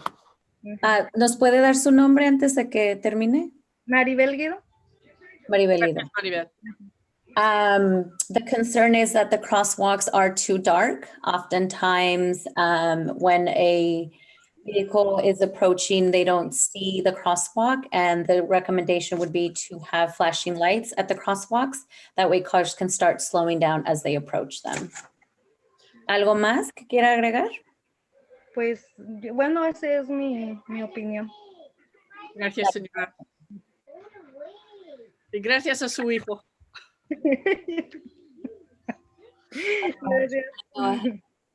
Okay, vale, gracias. Community event announcements. So, I'm so sorry. There's one more comment, Shauna Davis. Okay, I'm so glad you're paying attention to that. Thank you. Sure. Shauna, go ahead. Okay, so I just want to say that I really support this plaza concept, and I really, having born and raised in the Springs, I think it's really important that we create the community and not only calming the traffic, but creating a central place for our community. And I mean, I went to El Verano School, Altamira, Sonoma High, and I think it's super important that we really create this center place. And right now, with our Vineyard shopping center empty, with Palms restaurant has left, it gives us an opportunity to look at what we can bring in to create a community. So I hope that all of us can work together and continue to create the Springs. Thank you, Shauna. Avram, did you raise your hand? Just one comment from the last, before Shauna Davis, regarding flashing lights. I think people are aware, if you're at nighttime going down 5th Street West, where the bike path comes through, they have those flashing lights on the crosswalk and before. And that's a less trafficked street than Sonoma Highway. If we had that going when people are crossing the street, a driver would be very hard pressed to miss that. That's even better than the striping. So for the Johannes and Jeff, go down 5th Street West at night and you'll see those blinking lights. And if you can make that happen, I think you're going to save a lot of lives. Thanks. Thank you, Avram. To me, it really comes down to an issue of equity and what happens in the Springs versus how quickly things get done in other parts of the community. So we'll have to keep bringing that to everyone's attention. So let's go to community event announcements. And I just want to take this opportunity for us to thank John for his years of service with our MAC. Thank you so much, John. It's been a pleasure to have you on this council. And I'm so happy to hear that you're going to keep working on the Fire Safe Council with Ray. So I'm very, very appreciative of that. And thank you for representing the community and for being here and being a part of all of this. So I'll open it up to the council if they'd like to say a couple of words to you, and then we'll close the meeting. So thank you again, John. Thank you. Yeah, John, I'm going to miss you on our committee. I know how committed you are to the plaza, and I just want to say it's been a pleasure working with you. And I'm going to miss the interaction. And if you want to work as a citizen member of the plaza committee, I'd love to have you. And good luck with the other nonprofit work. And I'm sure I'll see you around Sonoma. So thanks again, man. Yep. Thank you, Avram. John, I look forward to continue to work with you. Yep. Shoot me the email. I'll be there. All right, man. Yep. Anyone else?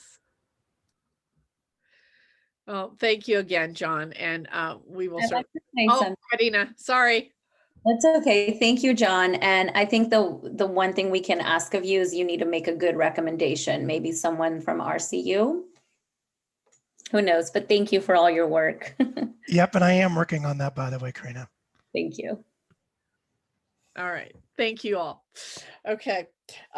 Consideration for. Sorry. That's okay. We're still on community events, so. Oh, I'm sorry. I want. I was going right It's to okay. it. Buddy. No, I would like to say also thank you to John so much for your dedication this past couple years. And I really hope that you can help us, or you can be a liaison to the Donald Street. That is something that, and how to work together is very important for us. So thank you for everything. Thank you. Thank you.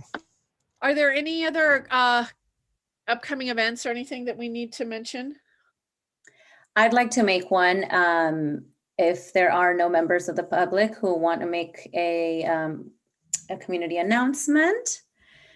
Our upcoming Charla Comunitaria, Supervisor Gorin's Charla Comunitaria is coming up this Thursday at 5:30 p.m. We will be talking about myths and truths of the vaccine, COVID vaccine, along with rental assistance and other resources and where to get tested for COVID. Let's not forget that we're still dealing with that. And I'm going to say it in Spanish as well. Quiero invitarlos a participar en la próxima charla comunitaria de la supervisora Gorin este jueves, 25 de marzo a las 5:30 de la tarde. Es a través de Zoom. Estaremos hablando sobre mitos y verdades de la vacuna de COVID-19. También estaremos proporcionando información para recursos, asistencia de alquiler y dónde hacerse la prueba. No olvidemos que todavía estamos en pandemia, todavía tenemos el COVID en nuestra comunidad, así de que participe. Visite la página de la supervisora Gorin en Facebook, mi página también, Karina Garcia, para detalles sobre conexión. You can visit Supervisor Gorin's or my Facebook page for connectivity information. Thank you. That's my announcement. Thank you so much. Okay. Mari? Hi, yes, just on behalf of the Community Health Center, I do want to say, that the tiers will be moving soon. And I appreciate everybody's patience. We do, on the svhc.org website, we do have an inquiry form that people can sign up to be on the interest form. Meanwhile, their tiers do come up. The myturn.gov should be, or .ca.gov should be transitioning probably by mid-April. But I do want to make sure that people can, just be aware of those transitions. And if you have any questions, feel free to call my extension at the health center. I'm extension 112, and our main line is 939-6070. And my email is also events@svchc.org. Please feel free to reach out any questions or doubt that you may have. Thank you. Mari Carmen, could you put your email in the chat? Would you mind? Thank you. Okay. Let's move on to considerations for future agenda items. And I would really like us to consider an agenda. I think that our topic of racism in our community needs to be brought back up again, particularly with what's happening with the AAPI community. So I'm hoping that we can bring that back to the table here in the next couple of months. So that's going to be that's my suggestion. I'm also wondering if there are other topics that the council, the traffic seems to be something that we should continue to have dialogue about because it's very timely right now and people are very concerned about it. Mari Carmen, I think I saw your hand. Yes, I actually got a phone call from someone that has been trying to reach Karina. I said, Karina's been out. I'm so sorry. But this individual from El Verano area is actually very concerned about garbage around her street. people not, throwing away masks. Just people are very inconsiderate of the garbage. So she would like to see how there could be like a community initiative on recycling or picking up garbage. So I don't know if maybe we can invite Recology. They do, I know, education and presentations. So Logan, I know you work for them, so maybe you have a contact for us. She was very upset that, that people are not considerate about trash and children not being considerate about trash. Thank you. Okay. Iris and then Avram. I would like to reinforce what Mari Carmen said. I think that a visit from Sonoma Ecology, or excuse me, from Recology would be great. What I see in my neighborhood and around is that people don't really understand what's supposed to go in the recycling and what should go in the trash. And I'm seeing masks on the ground and in various places. The increase in that kind of trash is disturbing. Nobody wants to pick that up, honestly. Not with your bare hands anyway. And also with the pandemic, people are throwing away more things and they don't understand that they can call, that as long as you have garbage service, you can call Recology up to 3 times a year to have large items taken away. It seems, that kind of information is not widespread among the population. I'm not sure if it still applies, but I do believe, I know that in the past, the county would pick up basically what I call dead cars that aren't going to move anymore and that you don't want. And you don't have to pay for it. If you do it through the state of California, you have to pay for it. If you want to donate it, it has to be running. So more generalized information about how to handle those kind of things, accumulations of unwanted property would be great. And I also, for a topic, we're down to 5 members now on the MAC. I would like to see a way of increasing the number of people on the MAC, because we're looking at traffic now. We have basically 3 ad hocs. If we look at traffic, we're going to need another one, really. So, and another part of that is that I've realized that I don't believe that anyone on, we don't really have anybody that's speaking for renters on the MAC. And that's a big part of our community. That would be a good thing to have. And I'm sure that we can all think of other people that would, or other categories that would be good to be met on the MAC. Thank you. Thank you. If I may, Chair Iturri, this is just a reminder.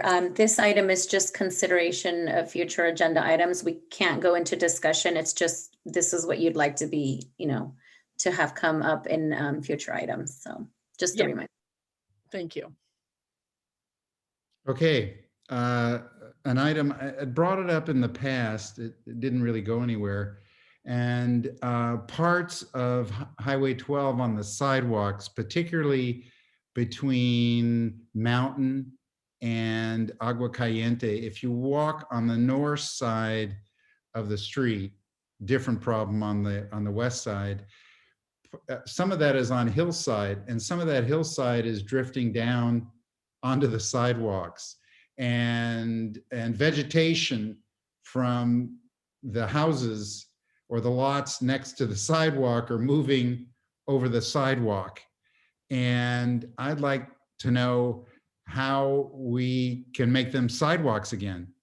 On the west side, what we have is just overgrown weeds, and out of those tree boxes, weeds are growing out, and that just leads to neglect and people throwing trash. And I know we can suggest having a community cleanup day, but that just, that's a nice thing for one day, but we're going to have to find a more permanent solution. So I would like to have somebody from the county come and tell us how we can spruce up our sidewalks. Thank you. Anything else?